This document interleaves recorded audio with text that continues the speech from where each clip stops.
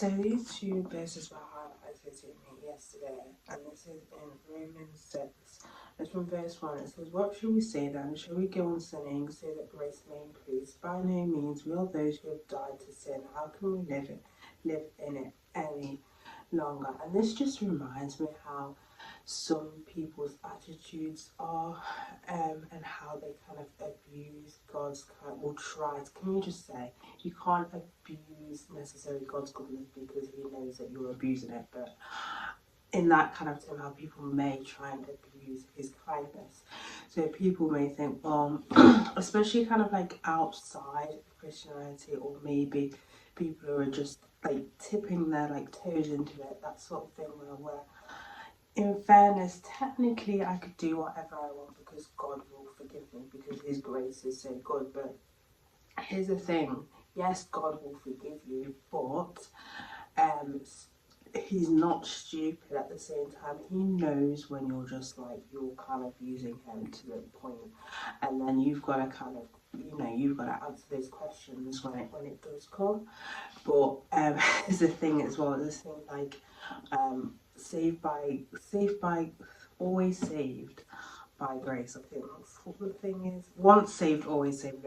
Once saved, always saved, which to a certain degree is true in a way, but if you're still living in sinful life and just hope that God's just going to forgive you, it's going to get to the point where He's going to, He still loves you and everything, but it's going to get to the point where, He needs to see you actually make a change and actually not living in sin, because that's what God wants us to be. He wants us to stand down, not to live in sin, and not to think that, oh, it's okay, I can do whatever I want, God will forgive me. But if you're purposely, living that sinful life, you're purposely sinning, then it's going to get to the point where actually He's not going to, He knows that you're not trying, because let's be honest, we all slip up. So He understands when we slip up, and He forgives us for that. But when we are purposely living in a sinful life and purposely doing things that will upset Him, He's not stupid. He is not stupid.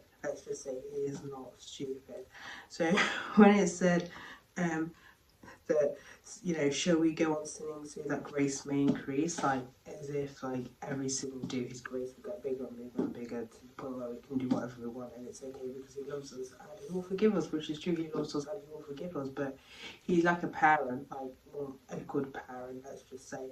A good parent, if someone keeps, if that your child keeps, being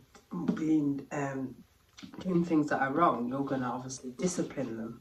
You know what I mean? And it will get to the point, if they keep kind on doing the same thing, the discipline will get, higher and higher and higher. You're not just going to be like, oh, I forgive you all the time because, especially when it doesn't work and they keep doing the same thing over and over and over and again. So it's going to get to the point as well with God where he sees everything, He knows everything. You can't hide from God. You can't hide from God. You can't hide your emotions. You can't hide what's deep within you at all. He knows your true intentions. So don't try and hide your intentions from God, or try and kind of have that attitude, because He knows, like, you're not fooling anyone. You may be fooling people around you, but you can't fool Him, because He literally knows everything about you. He knows your intentions, He knows your true heart.